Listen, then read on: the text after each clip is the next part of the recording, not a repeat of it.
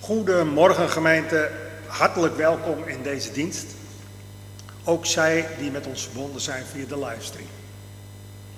Voorganger is vandaag dominee Tietje Hipma. Lector is Willy Vlug. Organist is Tineke Gredanus.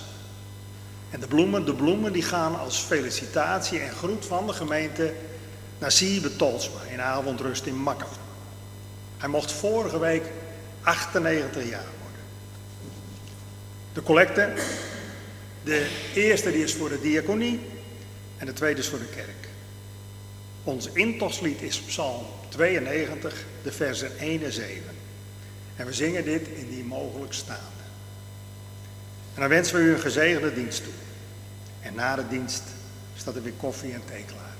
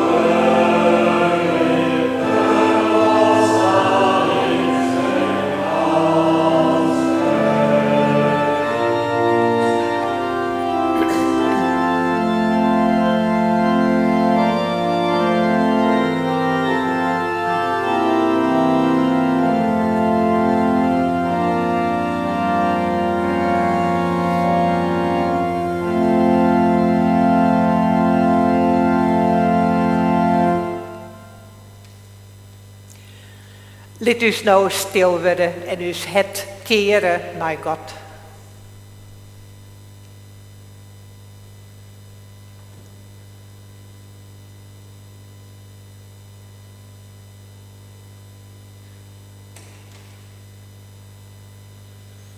Wij mogen elkaar bemoedigen, omdat us help is in de naam van de Eeuwige, die het hemel en aarde maakt, die trouw bloot en in eeuwigheid en net losliet het werk van zijn handen. Genade maar je me wezen en vrede van Godusheid, van de Heer Jezus Christus, in de meerskip van de Heilige Geest. Amen.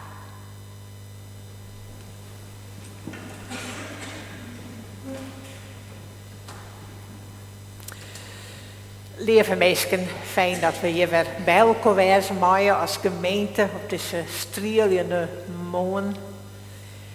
En hier in de ruimte van God mogen wij alles bij God brengen. Alle lucht en tjuster van deze wereld en van ons leven. in vertrouwen dat Gods liefde u draagt. Zullen wij bidden.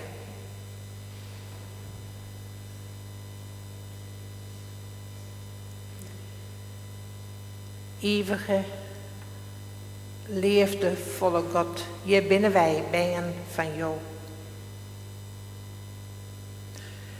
Maar alle mooie en moeilijke dingen van uw leven, van deze wereld. Mijn vreugde en verdriet, mijn vervulling en mijn vragen. Alles brengen wij bij jou, Heer, en wij danken jou dat wij ons veilig weten maaien bij jou.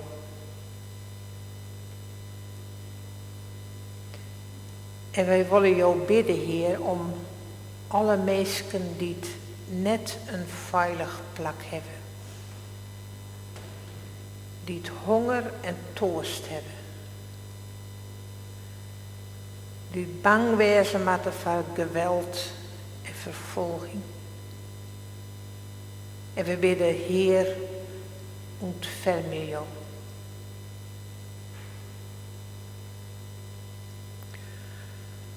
Om alle mensen die het leven met haat in hun het. Die het alleen nog maar geweld ziekje. En oorlog. En eigen macht. Bidden wij, Heer, ontferm je jou.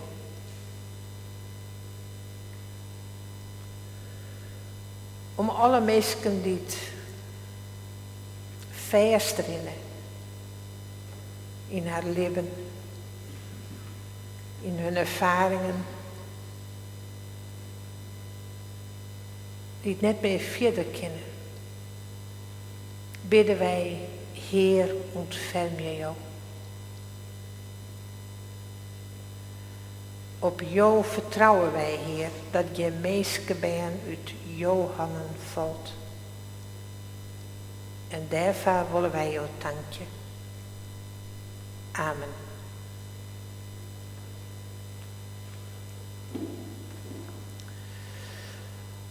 Als een woord van leven, een woord van genade en ik een richting wijzen van uw leven, willen wij nou woorden lezen uit Colossenzen 3. Dat ben woorden waarschijnlijk die in de eerste gemeenten lezen waren, als er mensen dood waren en beliedenis dienen, als ze hun aansluiten bij de gemeente. En dan waren zijn, omdat God u heeft uitgekozen, omdat u zijn heilige bent en hij u lief heeft, moet u zich kleden in innig meeleven, in goedheid, nederigheid, zachtmoedigheid en geduld. Verdraag elkaar en vergeef elkaar als iemand een ander iets te verwijten heeft. Zoals de Heer u vergeven heeft, moet u elkaar vergeven. En bovenal, kleed u in de liefde. Dat is de band die u tot een volmaakte eenheid maakt. Laat de vrede van Christus heersen in uw hart.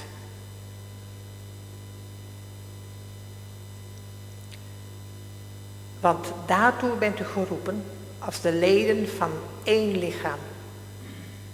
Wees ook dankbaar. Laat Christus woorden in al hun rijkdom in u wonen. Onderricht en vermaan elkaar in alle wijsheid. Zing voor God met heel uw hart psalmen, hymnen en liederen die de Geest u vol genade ingeeft. Doe alles wat u zegt of doet in de naam van de Heer Jezus, terwijl u God de Vader dankt door hem. Zo willen wij nou voor de Heer jongen met een loflied. Gezang 984, vers 1, 2 en 3.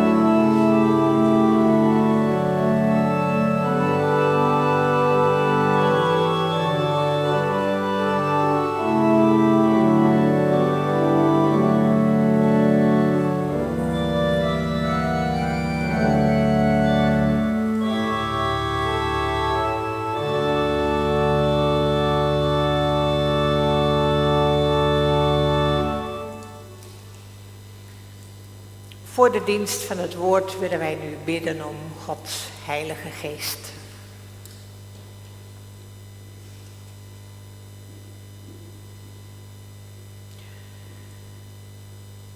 Wij mogen uit uw woord lezen, God.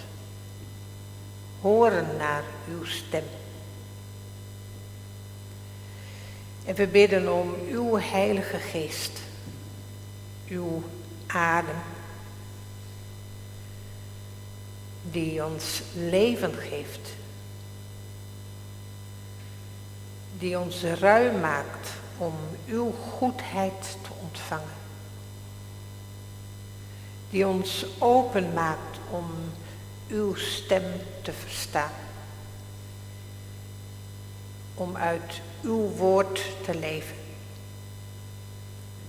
Wij bidden om die geest, God, dat wij mogen worden wat wij zijn. Kinderen van u, in vertrouwen, in hoop en in liefde. In Jezus' naam. Amen.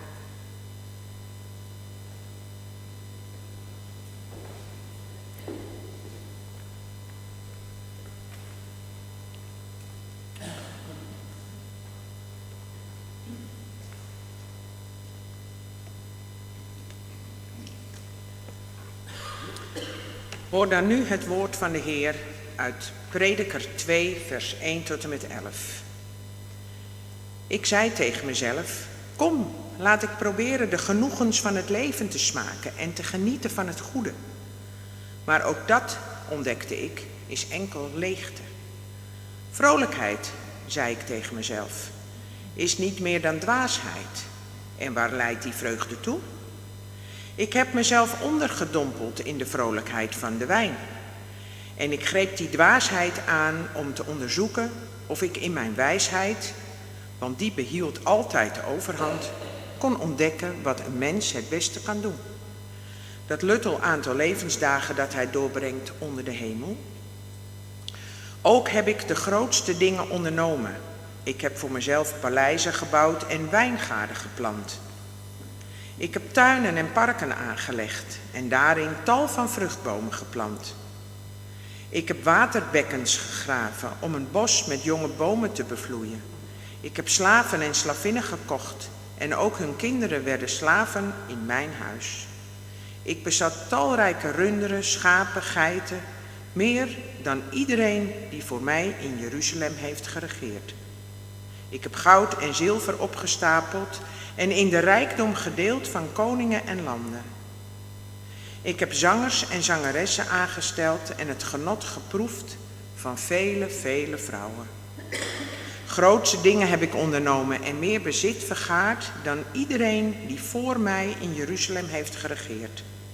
En bij alles wat ik voor mezelf verworven had, behield ik ook mijn wijsheid. Alles wat mijn ogen vroegen, heb ik ze gegund. Elke vreugde die mijn hart verlangde, heb ik het gegeven. En ik genoot naar hartelust van al het goede dat ik had verworven. Het was het loon voor mijn gezwoeg. Maar toen nam ik alles wat ik ondernomen had nog eens in ogenschouw. Alles wat mijn moeizaam gezwoeg me opgeleverd had. En ik zag dat dat allemaal maar lucht en najagen van de wind was. Ik had geen enkel nut onder de zon. We zingen gezang 717, vers 1 en 2.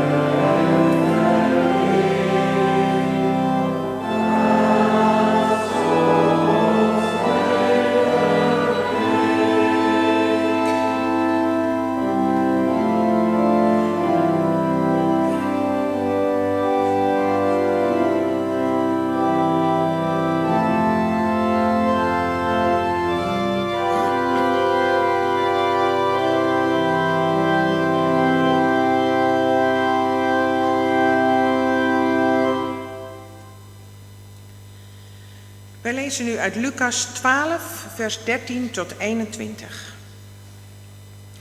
Iemand uit de menigte zei tegen hem: Meester, zeg tegen mijn broer dat hij de erfenis met mij moet delen. Maar Jezus antwoordde: Wie heeft mij als rechter of bemiddelaar over jullie aangesteld? Hij zei tegen hen: Pas op, hoed je voor iedere vorm van hebzucht. Want ook al heeft een mens nog zoveel, zijn leven bezit hij niet. En hij vertelde hun de volgende gelijkenis. Het landgoed van een rijke man had veel opgebracht. En daarom vroeg hij zich af: wat moet ik doen? Ik heb geen ruimte om mijn voorraden op te slaan. Toen zei hij bij zichzelf: wat ik zal doen is dit. Ik breek mijn schuren af en bouw grotere, waar ik al mijn graan en goederen in op kan slaan. En dan zal ik tegen mijzelf zeggen: je hebt veel goederen in voorraad, genoeg voor vele jaren. Neem rust, eet, drink en vermaak je. Maar God zei tegen hem: dwaas, nog voor deze nacht zal je leven van je worden teruggevorderd. Voor wie zijn dan de schatten die je hebt opgeslagen? Zo vergaat het iemand die schatten verzamelt voor zichzelf, maar niet rijk is bij God. Wij zingen gezang 717, vers 3 en 4.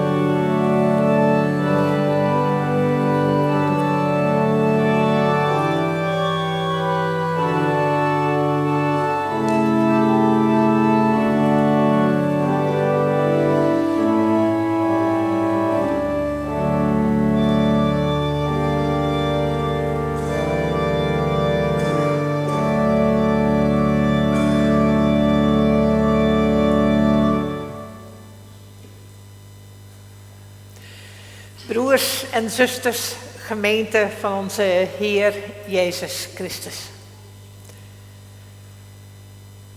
De afgelopen weken kwam ik 2 keer iemand tegen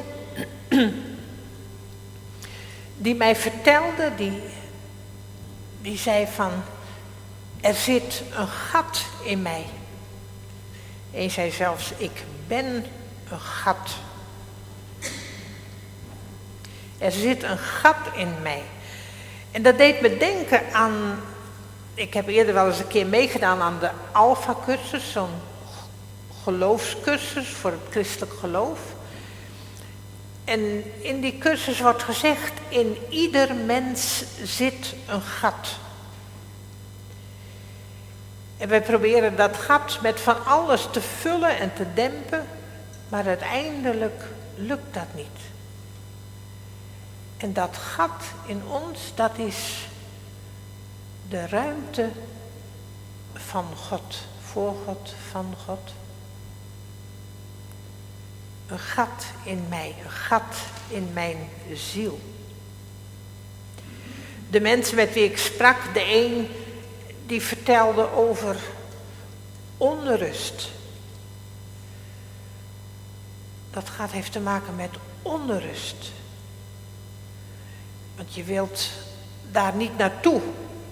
Dus je wilt het vol stoppen met van alles, met druk werken, of met eten en drinken, of met tv kijken of verslavingen. Als dat gat, als ik daar maar niet aan hoef te denken, weg ermee.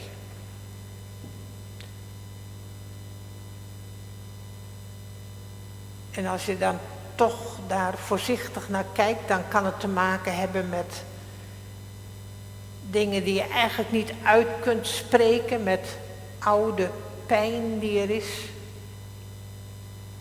Of mensen die hebben gezegd, het is ook maar niks met jou. Of met een verlangen dat ik eigenlijk zo graag, maar het is niet zo. En als ik daarnaar ga kijken, dan wordt het allemaal zo onrustig in mij, dat doe ik liever niet. Dus ik stop het gat dicht met hard aan het werk gaan. Gauw andere dingen doen, of me eten of drinken, of wat ook maar. Als dat gat maar weg is.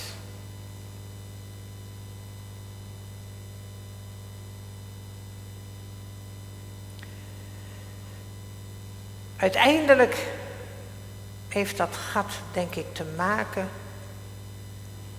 met de vraag, wie ben ik eigenlijk? En waar gaat het eigenlijk om in mijn leven?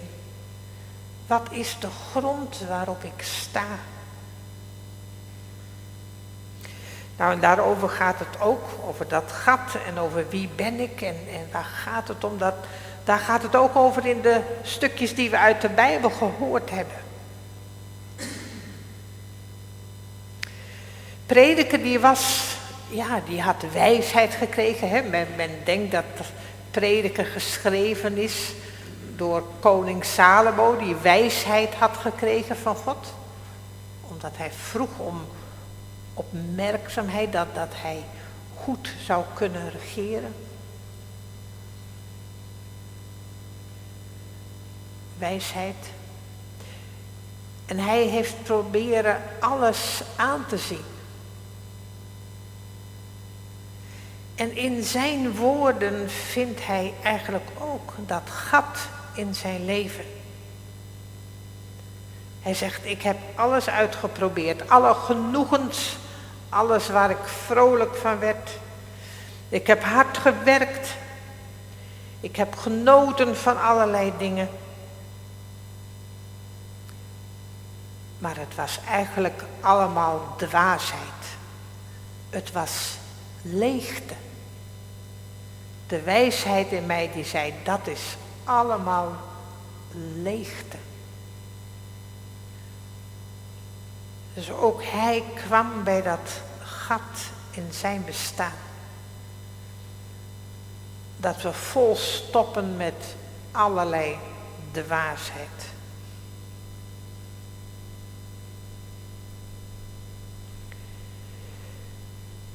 En dan hebben we die gelijkenis van Jezus.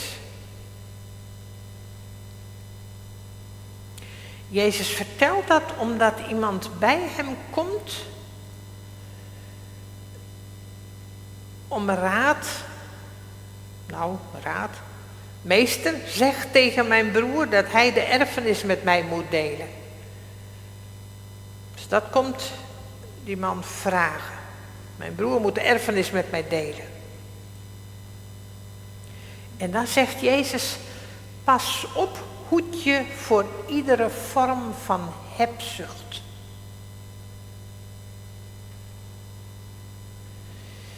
En dan vertelt hij die gelijkenis over die man die maar steeds meer voorraden opslaat. Om uiteindelijk te kunnen genieten en dan komt er een eind aan zijn leven. Zo vergaat het, zegt Jezus, zo vergaat het iemand die schatten verzamelt voor zichzelf en niet rijk is bij God. Zo vergaat het iemand die het gat in zijn leven vult met van alles en nog wat. En die niet God heeft gevonden als de bodem van zijn of haar leven. Om daarin te wortelen, om daaruit te groeien.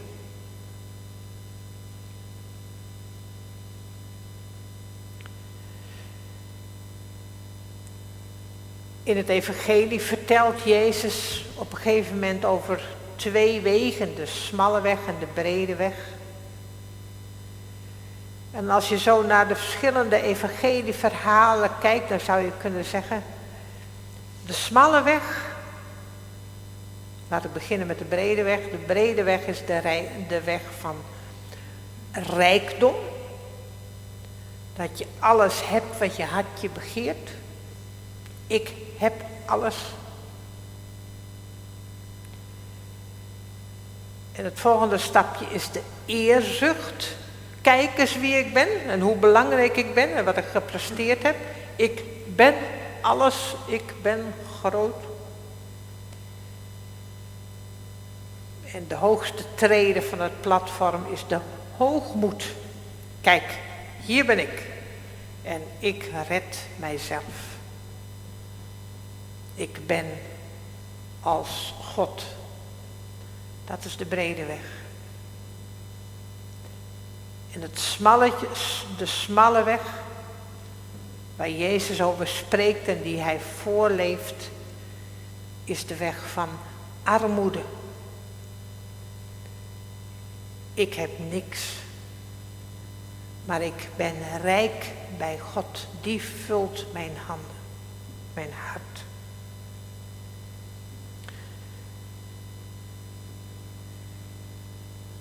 En het volgende trapje is de vernedering. En dat is niet het sloofje dat door iedereen vertrapt wordt, maar de vernedering is het groeiende besef dat niet ik, maar God in mij. Dat ik uit mezelf niets ben, maar dat God in mij alles is. En daardoor mag ik precies die mens worden die God voor ogen staat. De vernedering, er wordt ook wel gezegd, de ontlediging. Dat ik helemaal leeg word, eigenlijk één groot gat wordt, zodat God mij helemaal kan vullen. En de diepste trede van die weg is de nederigheid. Zoals Jezus nederig is geworden en zachtmoedig. Dat je in vertrouwen met niets kunt leven. Omdat je weet dat God alles zal vervullen. Die 2 wegen. Jezus waarschuwt tegen die ene weg, de hebzucht. En hij houdt ons die andere weg voor, rijk zijn bij God.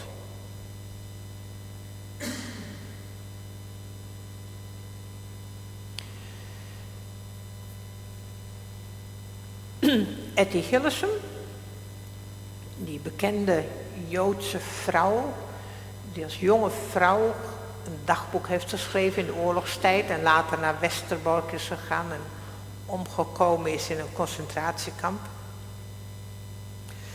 Zij heeft in die oorlogstijd een dagboek bijgehouden waarin ze eigenlijk haar zoektocht naar God beschreven heeft. Ze was eigenlijk helemaal niet gelovig, maar ze heeft God gevonden in die tijd. En zij schrijft zo over God. In mij is een diepe put. En in die put, het diepste daarin, dat noem ik God. En daarbovenop, daar zijn allemaal stenen, allemaal gruis, zodat je eigenlijk niet bij God kunt. Maar ze zegt ook van, dat die stenen, dat gruis, mogen we wegdoen. En zo kunnen we in onszelf en in elkaars harten God opgraven. Het diepste in mijzelf, dat is God. In die put, in dat gat.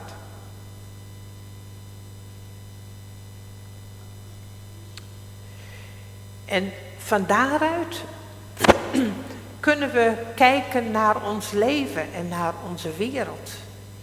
En dan kunnen we, denk ik, onderscheiden in ons eigen doen en laten en ook in deze wereld in allerlei bewegingen, of dat nou geënt is op hebzucht of op rijkdom bij God, waar dat nou eigenlijk in wortelt. En er gebeurt heel veel in deze wereld. Alle tijden door, maar ook nu. Waarbij je kunt voelen dat het niet geworteld is in die rijkdom bij God. Maar dat het geworteld is in mijzelf groot maken. Mijzelf sterk maken. En de anderen eronder houden.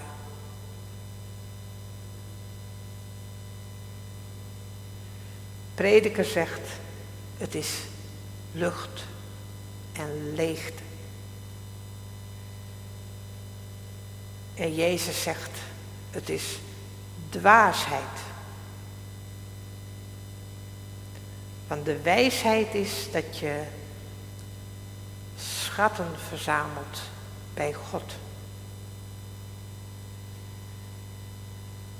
Even verderop zegt Jezus, maak voor jezelf een geldbuidel die niet verslijt. Een schat in de hemel die niet opraakt. Waar een dief niet bij kan en die door geen mot kan worden aangevreten.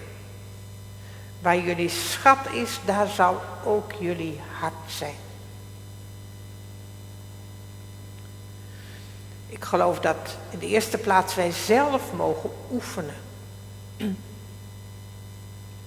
Om dat gat in ons aan te zien. Alles wat er is aan gruis en stenen en pijn en vragen en onrust. Om daar doorheen te ontdekken dat wij geworteld zijn in God. En dat wij daarin stevig staan en oneindig rijk zijn. En van daaruit mogen we dan ook proberen om God in elkaar op te graven. Dat we ook de ruimte van God in de ander mogen blootleggen, mogen ruimte geven. Laten wij bidden dat zo wij mensen in deze wereld de wijsheid van God mogen ontvangen. Om te wortelen in Gods liefde. Amen.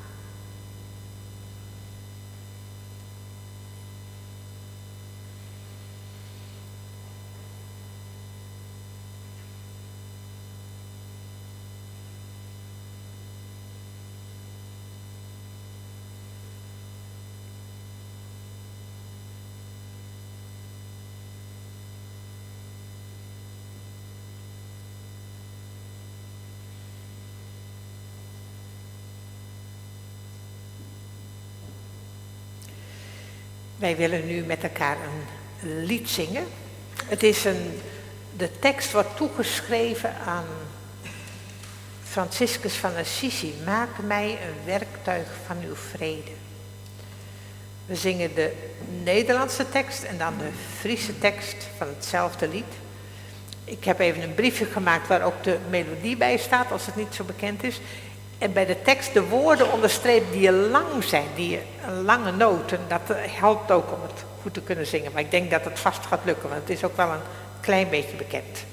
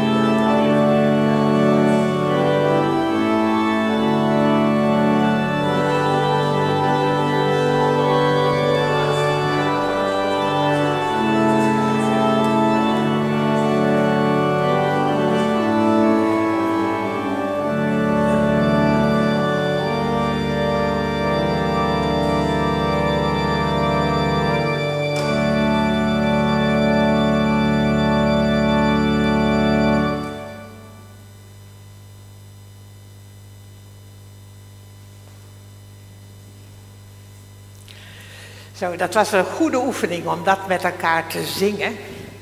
Maar het is natuurlijk nog een veel grotere oefening om deze woorden ook met elkaar te doen. Dus dit was vast een goede oefening. Zing ze nog maar eens heel langzaam. En laat door te dringen wat we hebben gezongen. Daarin is de rijkdom van God.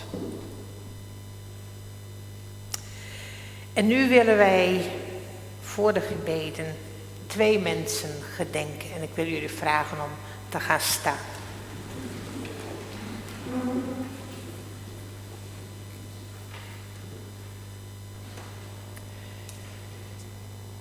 Ik lees jullie het rouwbericht van Jackie Hoekstra de Vlas. Boven de kaart staat: na een leven van liefde en zorg voor velen en dankbaar voor alles wat zij tijdens haar leven ons heeft meegegeven, geven wij kennis van het overlijden van mijn prachtige mooie vrouw, onze zorgzame moeder en schoonmoeder en fantastische oma, Jackie Hoekstra de Vlas, geboren 6 oktober 1965 en gestorven op 24 juli 2025. De echtgenote van Peter. En daaronder staan de namen van de kinderen en de kleinkinderen. Het afscheid heeft in intieme kring plaatsgevonden.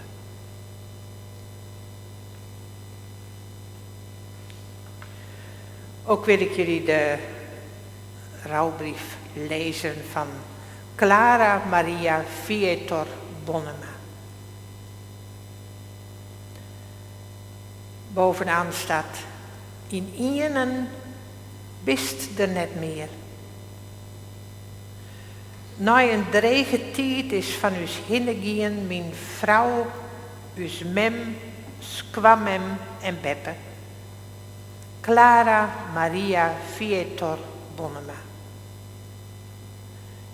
Binnen op 15 januari 1957 en verstoren op 29 juli 2024. Ze had nou haar restvoel. Wij zullen haar missen. Zij wie 44 jaar trouwd met Piet. En daaronder staan de namen van de bijen met haar gezinnen. Het oorskier zal plak vinden op 5 augustus om 11:12 in de kerken van Hitsen. En van een kwartier voor 1 is de gelegenheid te condoleren. Achter in de kerken daar liggen kaarten dat je namen erop schrijven kunnen om bericht te doen aan de familie. Wij willen nou stil worden om deze 2 mensen te bedenken voor Gods aantlid. En daarna zongen wij een lied.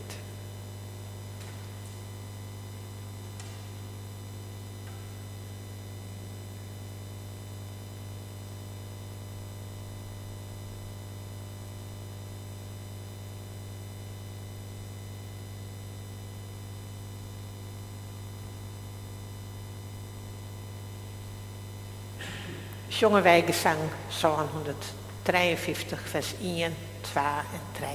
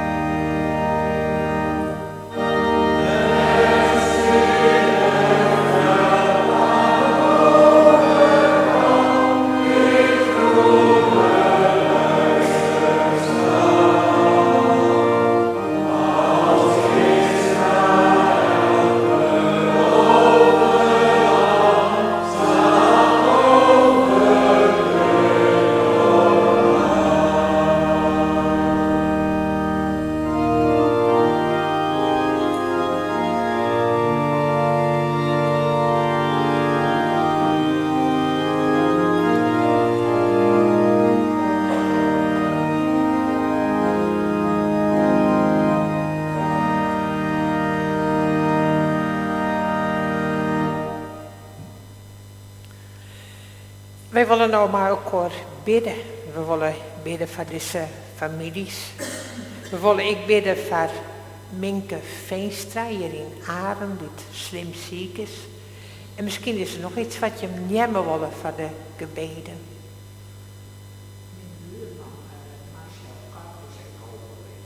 Ach, Marcel Kort. En zijn vrouw Danielle.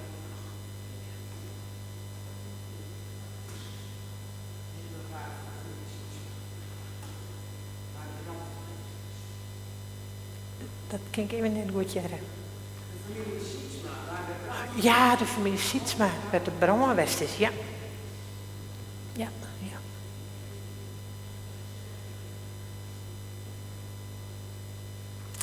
Zullen wij bidden.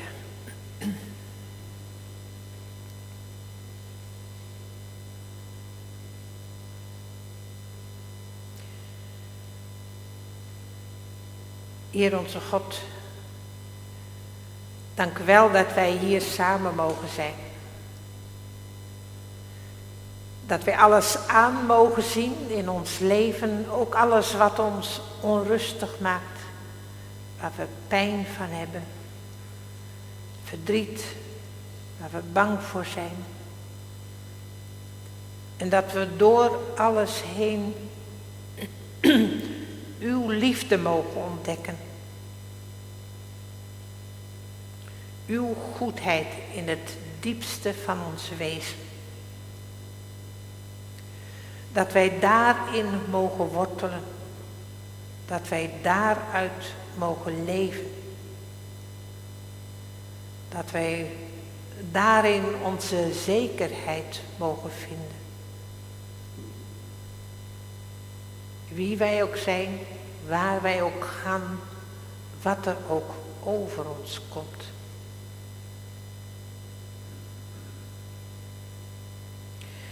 Wij bidden God dat dat vertrouwen in ons sterk mag zijn. En dat we daaruit ook mogen delen met de mensen om ons heen.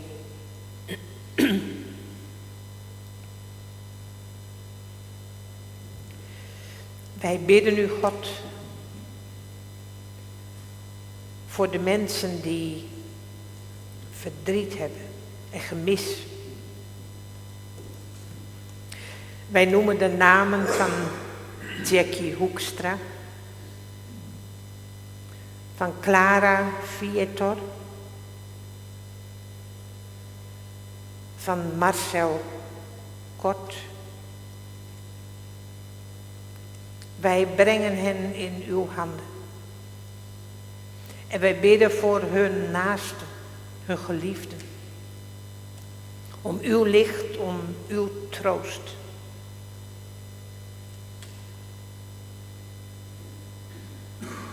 En Heer, zo zijn er mensen in onze harten, in onze gedachten, die wij missen. Allemaal dragen wij ze aan u op.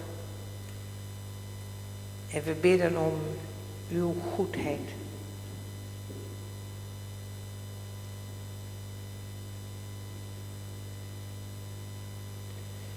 Heer, wij willen vandaag ook bidden voor de familie Sietsma, die van de week die grote brand hebben meegemaakt, waar er zoveel verloren is gegaan. Wij bidden om uw nabijheid.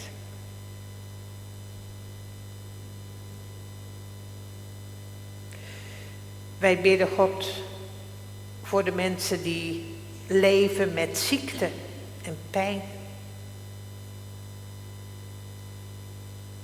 In het bijzonder noemen we vandaag Minke Veenstra.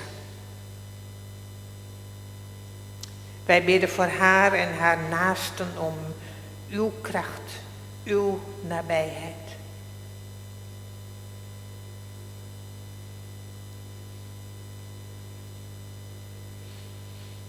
Wij bidden voor deze wereld, Heer.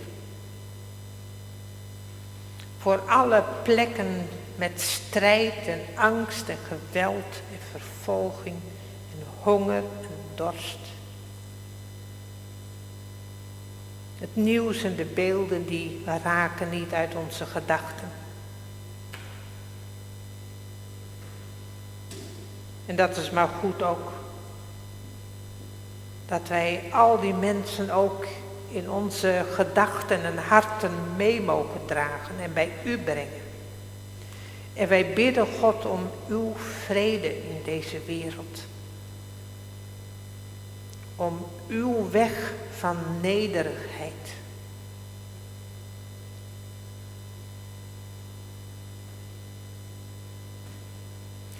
Wij bidden voor elkaar zoals wij hier samen zijn en voor de mensen thuis, voor onze geliefden. Laat ons leven dicht bij u. En in de stilte willen wij zeggen wat een ander niet voor ons kan zeggen.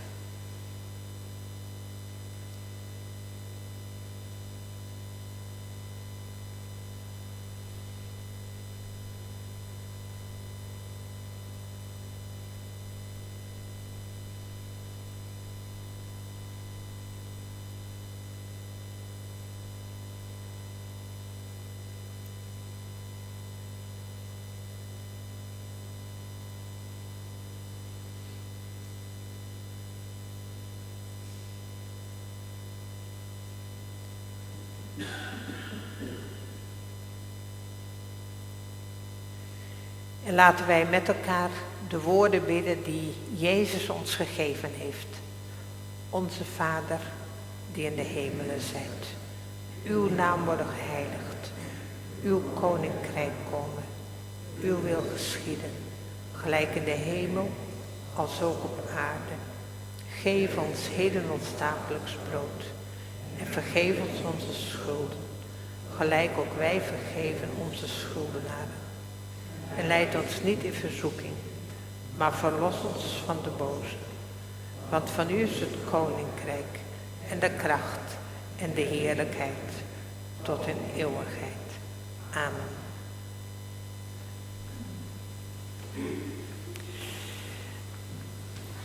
Dan is het nou tijd voor de collecte en daarna zongen wij als eindlied maar ook Wees jou mijn toekomst, o Heer van mijn het.